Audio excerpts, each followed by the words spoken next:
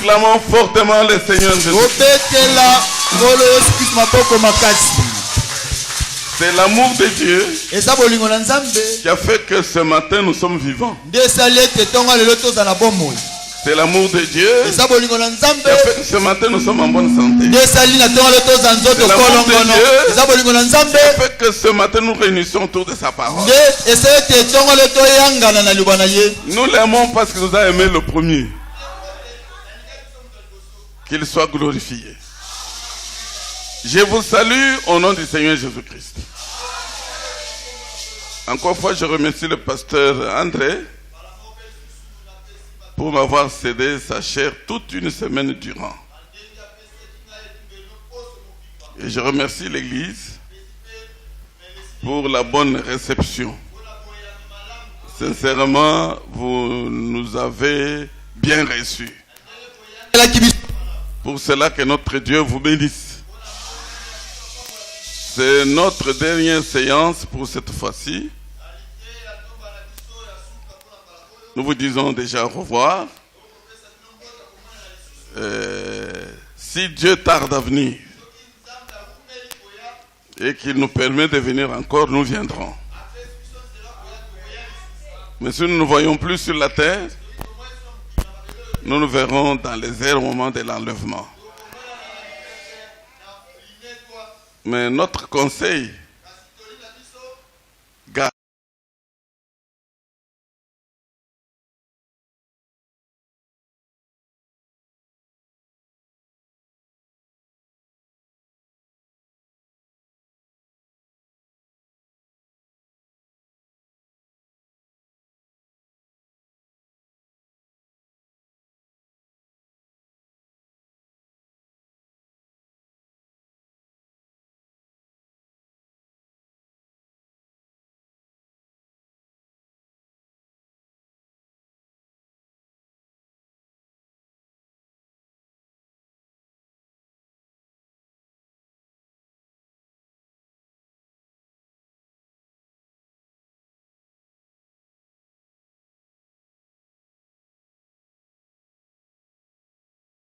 Dieu et Seigneur Jésus-Christ, nous te remercions pour cette occasion que tu nous accordes encore de nous trouver devant te racheter de Lukala. Tu es notre Dieu. Tu nous as aimé le premier. Tu as quitté ta gloire. Tu es descendu sur la hauteur de la terre pour nous chercher et nous délivrer de l'esclavage des maladies et de toute puissance maléfique. Nous voudrions que tu nous viennes au secours aujourd'hui afin que, au travers de cette prédication, celui qui est malade soit guéri. Celui qui a un problème trouve la solution. Parce que c'est toi la solution à nos problèmes. C'est toi le Jéhovah Rapha. Le Dieu qui nous guérit de toute maladie. Viens à notre secours, Seigneur. Ouais, le prédicateur. Ouais, l'interprète. Ouais, celui qui lit. Ouais, l'auditeur entier. Au nom de Jésus. Amen. Vous pouvez vous asseoir. Nous voyons aujourd'hui sur la guérison divine. On vient de nous lire une promesse que Dieu a prononcée au travers du prophète Esaïe. La promesse dit que par ses meurtrissures, nous sommes guéris. Lorsque cette prophétie était prononcée, le Seigneur Jésus-Christ qui a été meurtri pour nous n'était pas encore venu au monde. Il est vrai qu'il est Dieu. Et il voyait tout ce qui se passait dans l'univers. Mais il n'était pas encore venu comme un homme. Donc cette prophétie était annoncée. C'est une promesse pour nous, ses enfants. Une promesse pour que nous puissions recevoir la guérison. lorsque lui sera meurtri là au bois du Calvaire. Quand nous voyons dans la Bible, on peut prendre un exemple seulement d'une personne qui avait été guérie lorsque le Seigneur est venu dans le monde et alors qu'il circulait dans les rues de Galilée. On peut prendre l'exemple de la femme à la perte de sang. Cette femme avait souffert pendant 12 ans. Et elle a fréquenté autant de gynécologues. Mais personne ne pouvait trouver solution à son cas. Un jour, elle entend voir les gens autour de Jésus. Et elle avait déjà appris que Jésus a guéri beaucoup de malades. Alors elle a dit, mais moi je suis une petite femme. Je ne sais pas comment je vais l'atteindre là où il se trouve. Il dit, en tout cas, je n'ai pas besoin de parler avec lui. Mais si j'arrive seulement à toucher les pans de sa robe, je suis guéri. Elle a mis en exercice sa foi. Elle a faufilé sous les pieds de la foule jusqu'à atteindre le pan de la robe de Jésus. Elle a touché ça et le sang s'est arrêté. Et Jésus se retourne. Mais qui m'a touché?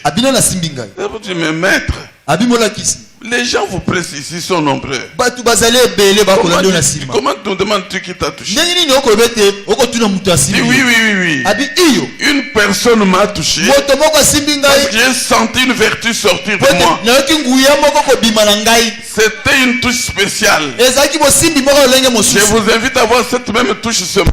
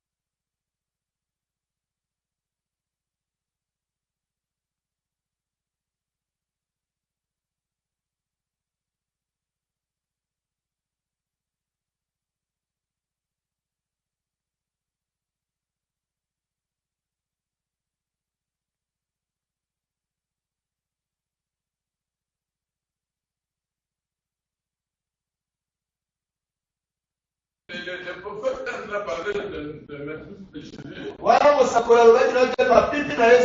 il n'a pas dit que vous serez guéri. Vous êtes guéri.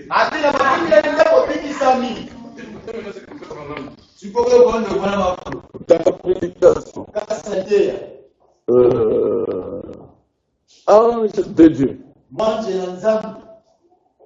Paragraphe 15.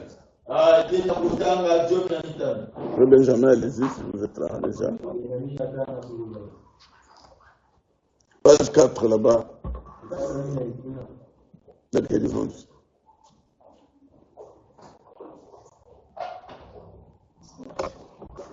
Écoutez bien ça. Je veux que chacun puisse avoir la foi afin qu'il soit guéri. Nous ne sommes pas des magiciens ici. Nous sommes des croyants dans la parole de Dieu. Et c'est la parole de Dieu qui nous donne tout ce dont nous avons besoin, pourvu que nous ayons la foi. Maintenant, remarquez, pour votre guérison, a été placé dans la pharmacie de Dieu. Est-ce qu'on peut dire amen à ça? Amen. Votre guérison a été placée dans la pharmacie de Dieu. Ou dans sa banque le jour de la crucifixion au calvaire. Est-ce que vous comprenez que le jour de Jésus avait été crucifié, votre guérison était placée dans sa pharmacie, votre guérison était placée dans sa banque. Donc c'est une réserve. Nous l'avons chaque jour. Chaque personne a sa guérison en lui. Voyez-vous ce que je veux dire? Il a été donc blessé pour nos péchés. Et c'est pas sur les blessures que nous sommes guéris. Et votre guérison a donc été acquise. Et le prix en a été payé. Oh là là. Et les vôtres. Ce qu'il faut faire, c'est juste tendre la main et la recevoir. Alléluia. La guérison divine est notre. Elle est là permanente. Il faut tendre juste la main pour la prendre. Quelle main? La main de la foi. Alléluia. Et nous disons encore, au paragraphe 58, Dieu tient sa parole.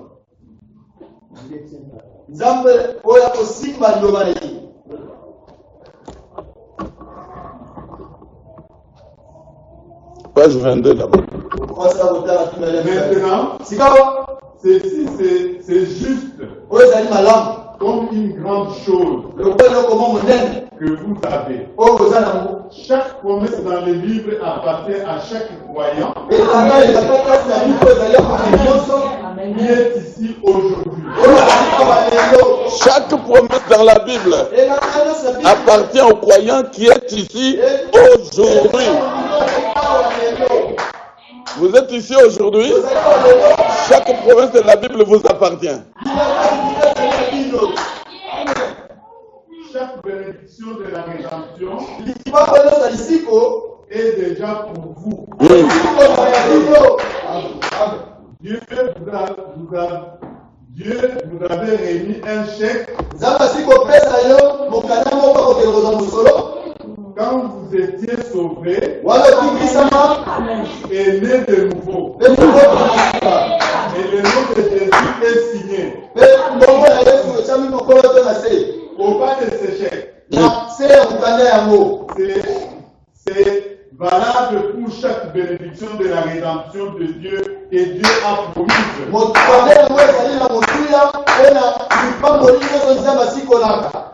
C'est votre possession. Mais vous avez peur de remplir cela.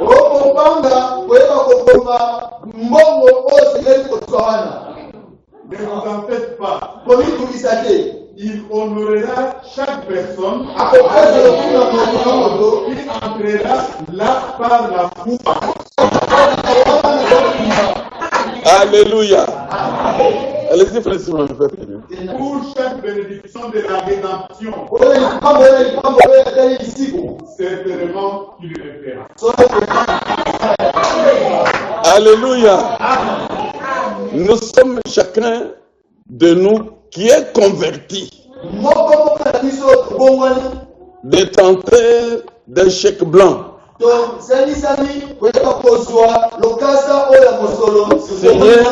signé par Jésus. Ce chèque blanc Vous devez y remplir ce que vous avez besoin. Il est déjà signé. Si, allons un peu naturellement, si quelqu'un signe un chèque blanc, il vous donne, il dit retirer l'argent. Donc, vous allez vous déterminer le montant que vous voulez retirer. Cela sous-entend que cet homme-là a des milliards et des milliards d'argent. Même si vous signez pour n'importe quel montant, vous n'allez jamais vider ça. Il n'a pas peur que ce chèque serait déclaré sans provision. Il n'a pas peur que ce chèque serait sans provision. Même si vous émettez, j'ai besoin de 1000 millions de milliards. Mais lui, il sait que même si le visage se encore toujours l'argent dans mon compte. C'est ça Jésus. Il a signé au bas du chèque. Le chèque est blanc. Il a donné à chacun de nous. Il est converti ici. Remplis ce que tu veux auprès de moi. La Bible est pleine de promesses. Remplis. Moi, je veux la guérison. Je veux le Saint-Esprit. Je veux la solution de tel problème. Vous allez expliquer vos problèmes, mais la banque du ciel ne sera jamais vide. Alléluia. Voilà ce que nous devons faire ce matin. On n'a pas besoin de penser, oh, moi je suis un pécheur. Bien aimé, Frère Branham dit, nous sommes saints parce que nous adorons un Dieu saint. Notre sainteté ne dépend pas de nous. Parce qu'à tout moment, nous avons des idées qui nous passent par la tête qui sont de mauvaises idées. Si on regardait chacun de nous sous ses péchés, personne ne serait sauvé. Mais Dieu nous regarde sous le sang de Jésus-Christ. C'est là qu'il nous regarde. L'Ésaïe 64, il est écrit. Je crois que c'est au verset 5. Il est écrit ceci. Votre justice est un vêtement souillé. Et pour la Bible, il y a encore, là où le péché a abondé, la grâce a surabondé. Alléluia. Là où le péché a abondé, la grâce a surabondé. Autant que vous pouvez pécher. Si vous avez confiance à l'œuvre accomplie à la tête de Golgotha, et que vous vous repentez, Dieu pardonne. Dans un verset 9 à 10 pour lui.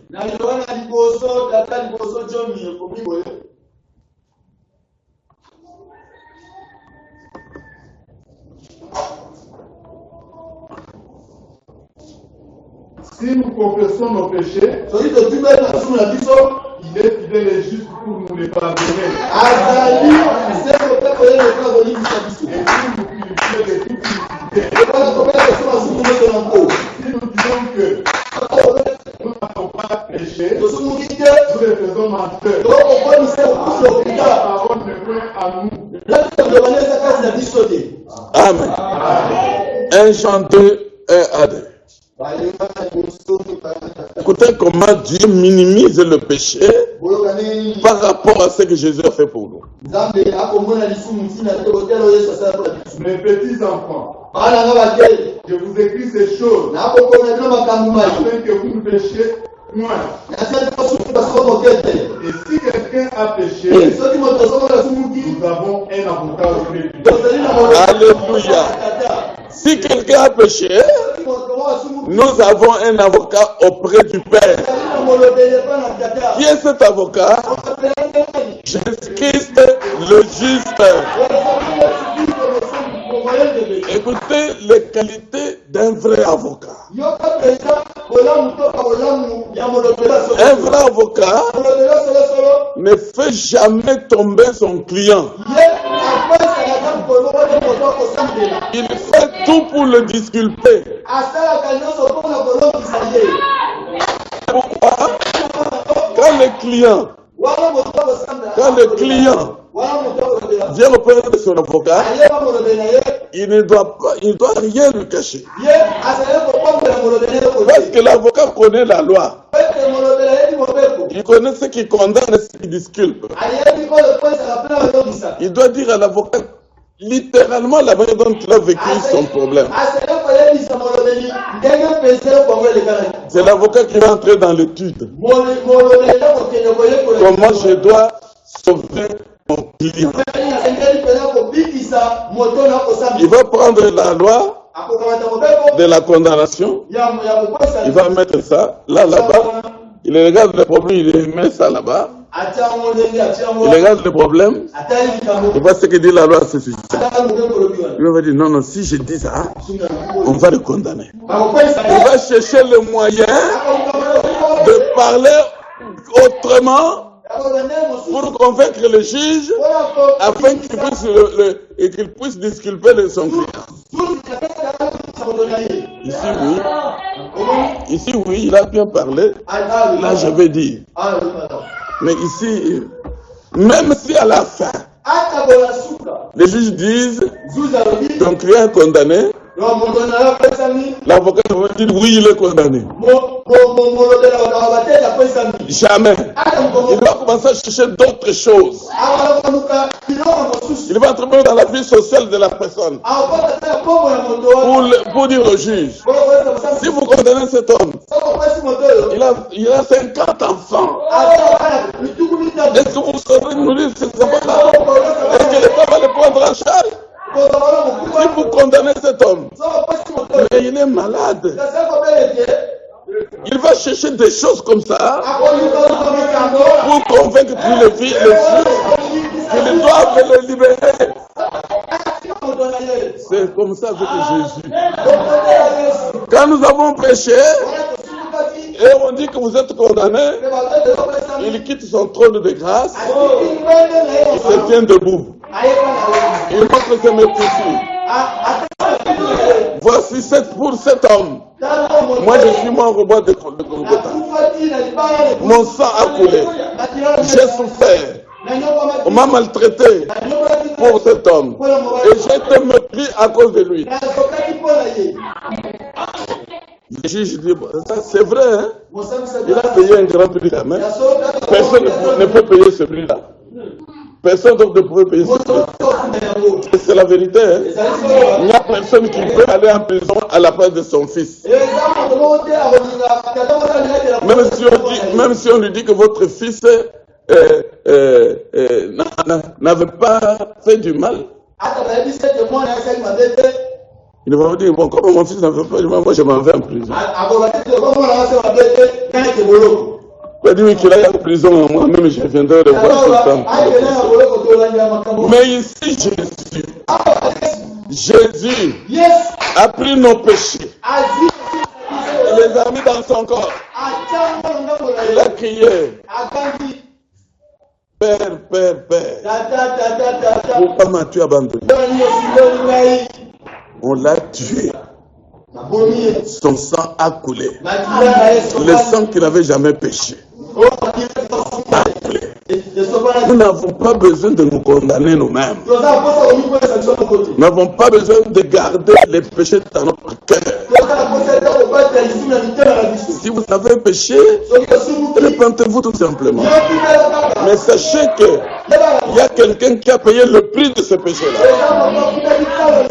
Ici nous venons pour prendre ce que nous avons rempli dans notre chèque vide. Ils sont pas venus pour commencer à confesser. Il faut confesser chez moi avant d'arriver à l'église.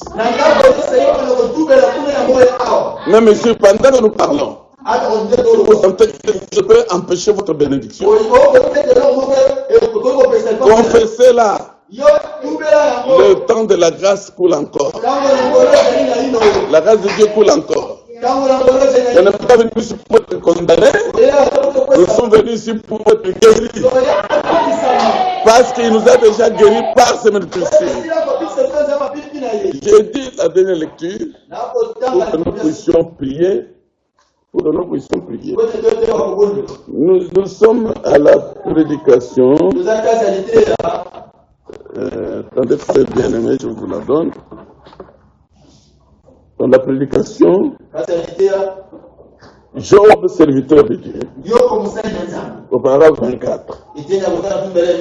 C'est la page 28 là-bas.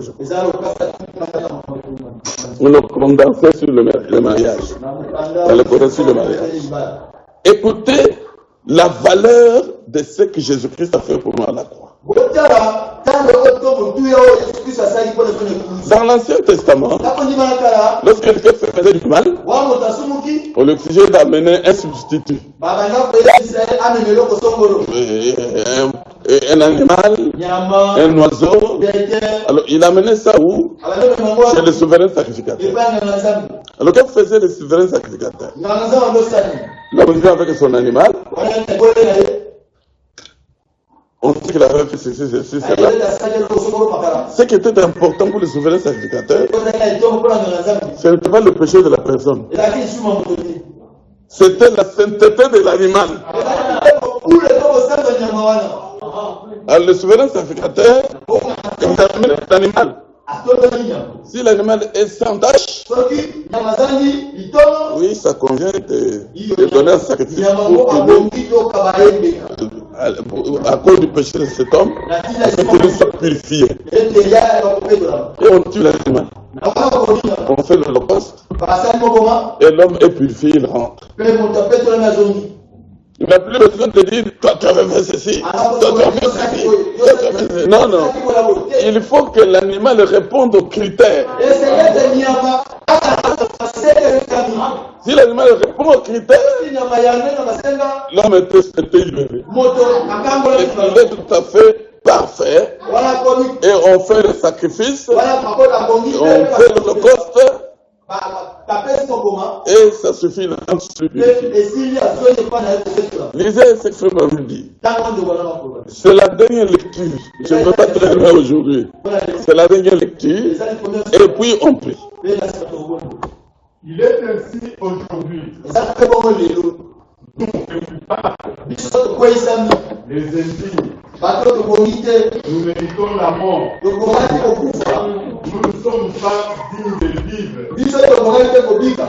Nous ne sommes pas dignes de venir à Christ. Nous ne sommes pas dignes de demander quoi que ce soit. Mais Dieu ne regarde jamais à votre intimité. Il a regardé à l'agneau. Alléluia. Sachez que Dieu regarde pas votre intimité.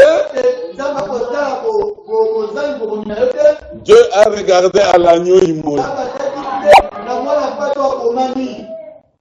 Eh bien, s'il n'arrive pas à trouver des fautes en Christ, s'il n'arrive pas, s'il n'arrive pas à trouver des fautes en Christ, alors vous êtes libre. Alléluia. Alors que Jésus est la seule personne qui pouvait se tenir devant les gens et dire, qui me condamnera du péché? Même ceux qu'il avait crucifiés. Lorsqu'il a rendu l'âme, le ciel, le soleil a fermé sa lumière. Alléluia. La terre a tremblé. Alléluia. Et ceux qui l'avaient crucifié, aussi. Assurément. Le Messie est le Fils de Dieu. Le Fils de Dieu est Dieu. Si le sacrifice de Jésus-Christ avait été agréé,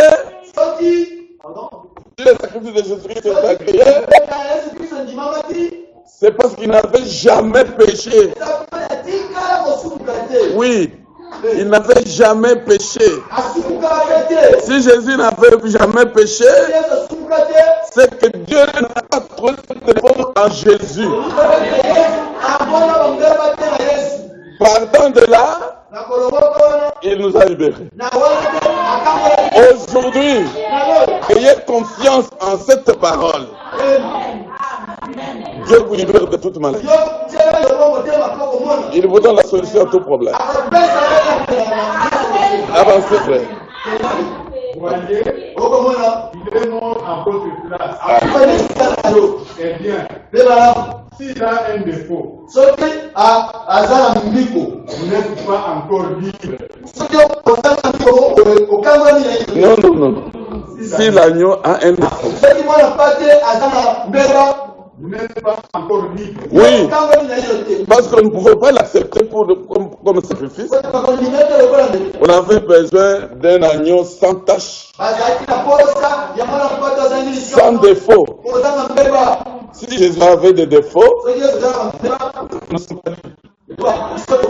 moi je suis convaincu que nous sommes libres parce que Jésus était Dieu Tout-Puissant.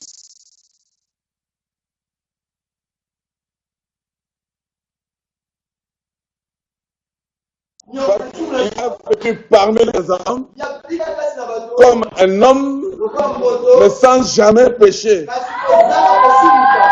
Donc il était pur.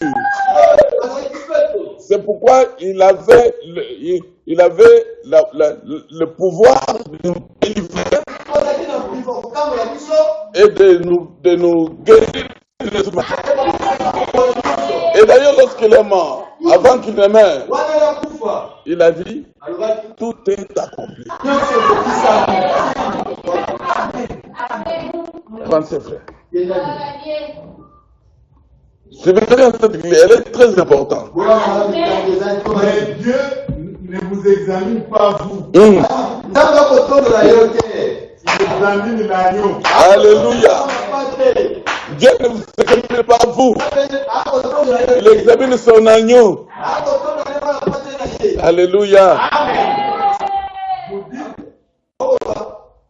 je ne suis pas digne de sortir de ce fauteuil roulant ce soir. C'est vrai. Vous ne l'êtes pas. Mais Dieu ne vous examine pas.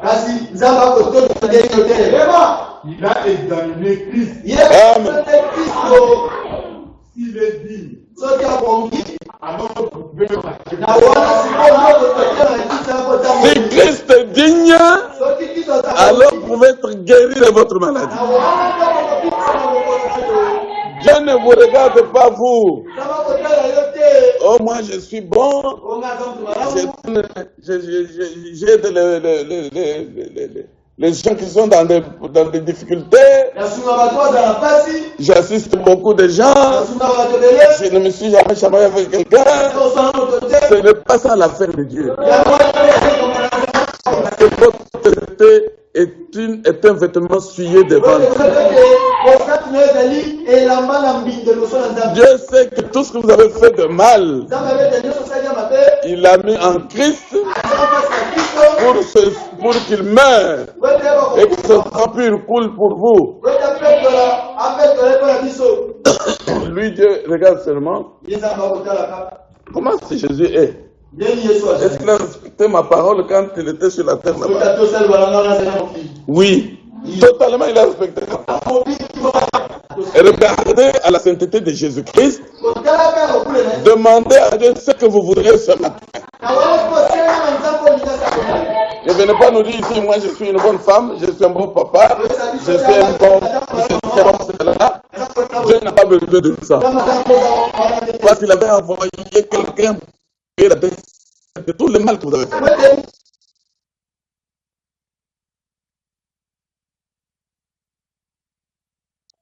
j'ai la même chose que l'a fait pour Christ.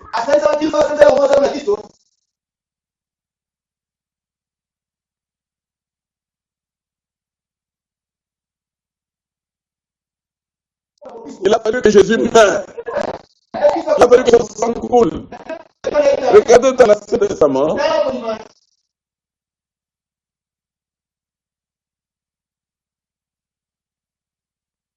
Je vais les détruire tous.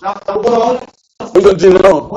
Si vous les détruisez, les Israélites, les Israéliens diront que le Dieu les appellera envoyés au désert.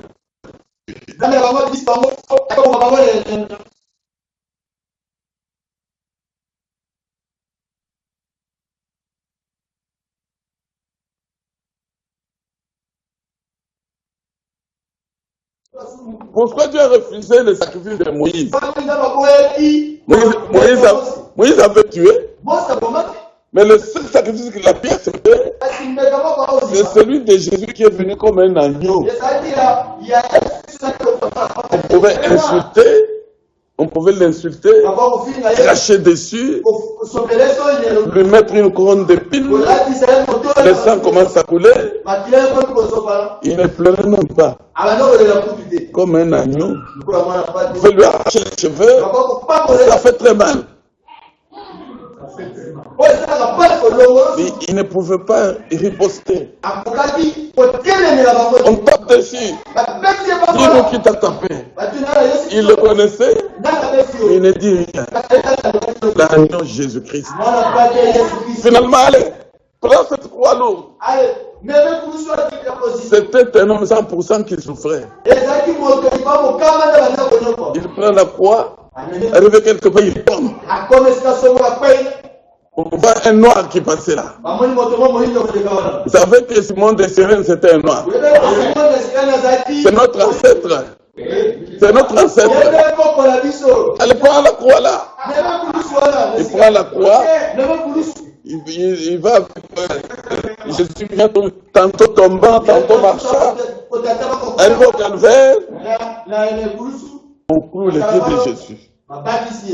On cloue ses pieds. On cloue ses mains. On les place entre le ciel et la terre. Un homme de 33 ans et demi. Un papa des enfants. Et on l'a dénudé. Jésus est mort nul là à la croix. Même si vous avez commis les impudicités de tout genre, vous avez fait des avortements de tout genre, vous êtes un sorcier, un mauvais type, une mauvaise femme. Si vous acceptez cette parole, Jésus vous guérit. Avancez, frère. Écoutez maintenant. La personne se minimise et dit, moi, mais je ne suis pas digne. Jésus dit, non, ce n'est pas nécessaire que toi tu sois digne. Dieu ne te regarde pas toi. Dieu ne te regarde pas toi. Dieu regarde l'agneau. Il examine l'agneau. Il n'a pas besoin d'être examiné. Comme vous disiez, le souverain sacrificateur, il n'examinait pas le pécheur. Il a examiné seulement le substitut. Notre substitut, c'est Jésus-Christ. Nous n'avions pas prié Dieu pour qu'il nous amène Jésus-Christ. Par son amour, il a fait lui-même. Il a envoyé quelqu'un pour mourir à notre place. Pourquoi vous voulez prendre la responsabilité de votre péché? Pourquoi vous voulez prendre la responsabilité de votre péché et manquer la foi, pour recevoir ce que Dieu a déjà promis pour vous? Croyez et vous êtes bénis.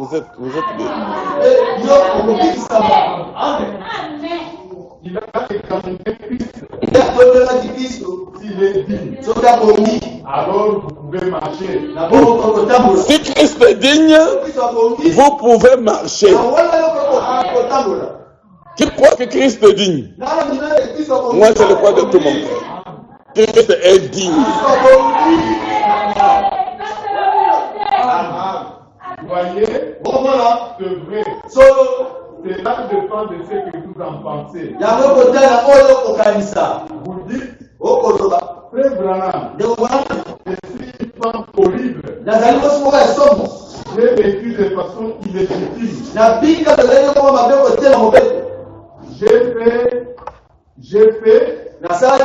J'ai même visé le peu de manière. J'ai fait ceci.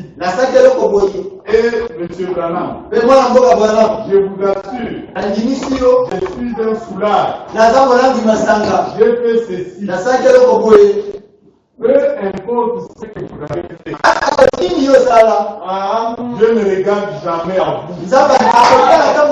Est-ce qu'on peut dire un grand amen? Est-ce qu'on peut dire un grand amen? Qu'importe ce que vous avez fait, qu'importe ce que vous avez fait, Dieu ne vous regarde pas vous.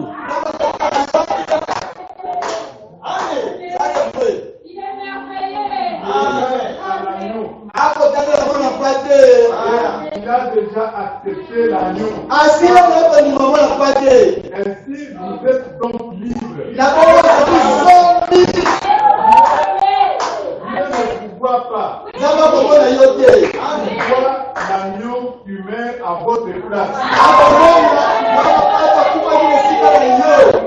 C'est pas que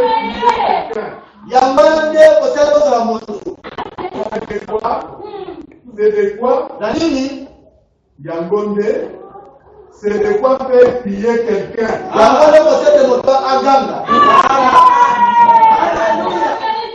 N'est-ce pas? Actuellement,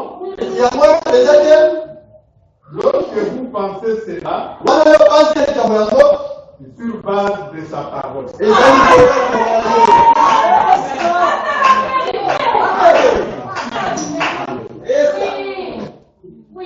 Alléluia. Je crois que vous avez compris.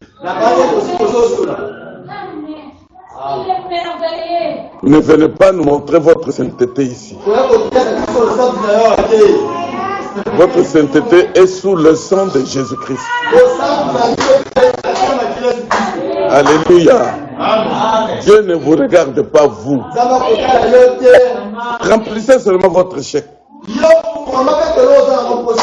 Tout ce que vous avez besoin, Dieu le fait pour vous ce matin. Il l'a déjà fait à la croix. C'est à vous d'accepter que c'est à moi. La guérison est à vous. La guérison est à moi. Quel que soit ce que vous avez comme maladie. Quel que soit le temps que cette maladie a fait. Regardez la femme à la perte de sang. 12 ans de perte de sang. Mais elle a dit, moi, il ne m'importe pas, je parler avec Jésus pour moi. Il suffit que je touche seulement le pan de sa robe, Jésus. Beaucoup de gens touchaient Jésus, ils n'avaient rien senti. Mais quand cette femme-là est venue avec une touche de la foi, une vertu est sortie de Jésus, elle a guéri. Vous aussi ce matin, venez avec une touche de la foi auprès du Seigneur. Touchez aussi le pan de sa robe. Avec foi, vous serez guéris. Amen.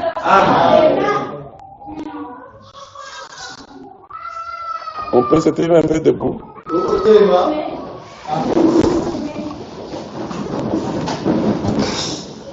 Kolo Yesu mobiki sinanda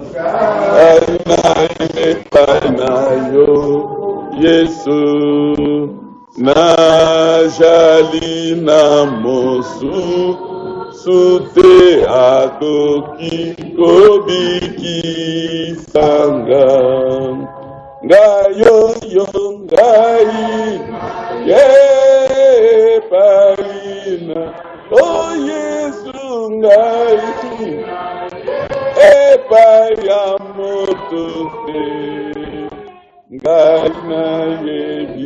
Zambe Mosusute Kolo Yesu yo Zambe Nanga Ngayoyo Ngaina Yese Pagina Oh Yesu Ngaina Yepa Yamotote Ngaina Yebizambe Mosusute Kolo Yesu yo Zambe Nanga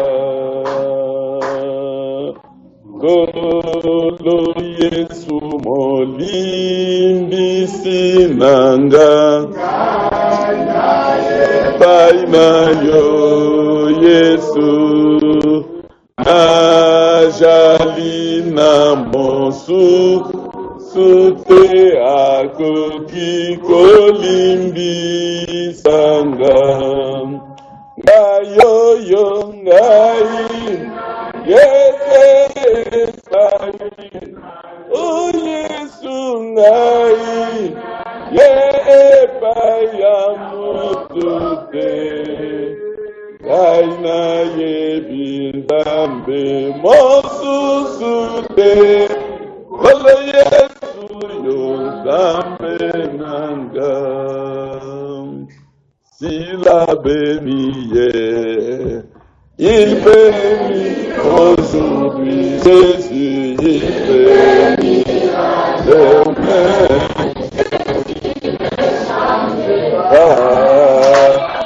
Il a guéri hier, il guérit aujourd'hui, il guérit demain. Oh, alléluia, hier, aujourd'hui, hier,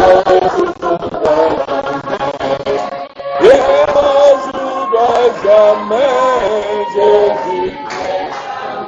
Oh, alléluia.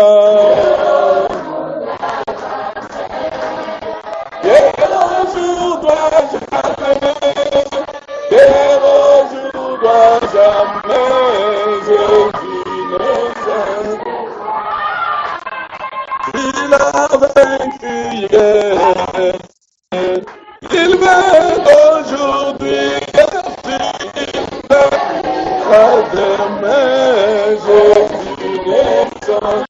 Oh, alléluia. Jésus est aujourd'hui jamais. Jamais. Jésus ne change. Oh, alléluia.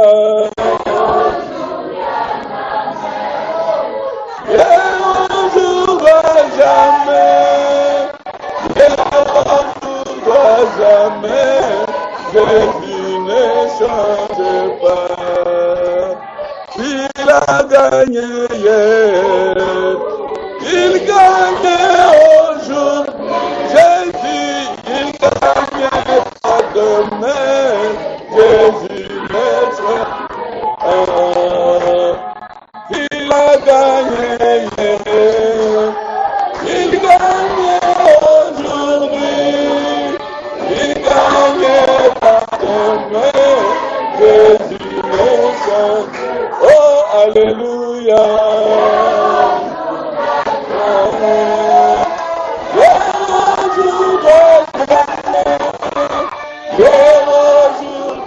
Jamais, Jésus me chante. Oh, alléluia.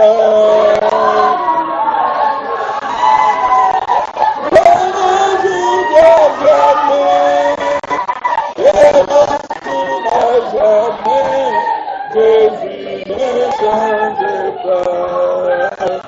S'il a guéri hier, il guérit aujourd'hui.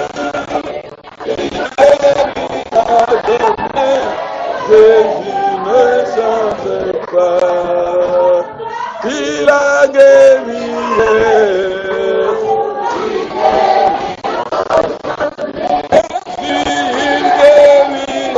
demain, Jésus ne change. Oh, alléluia. Alléluia.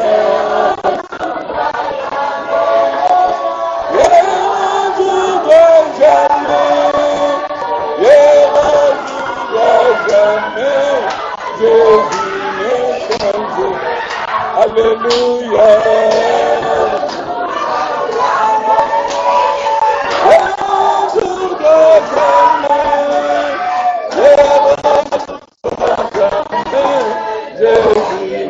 Oh, alléluia.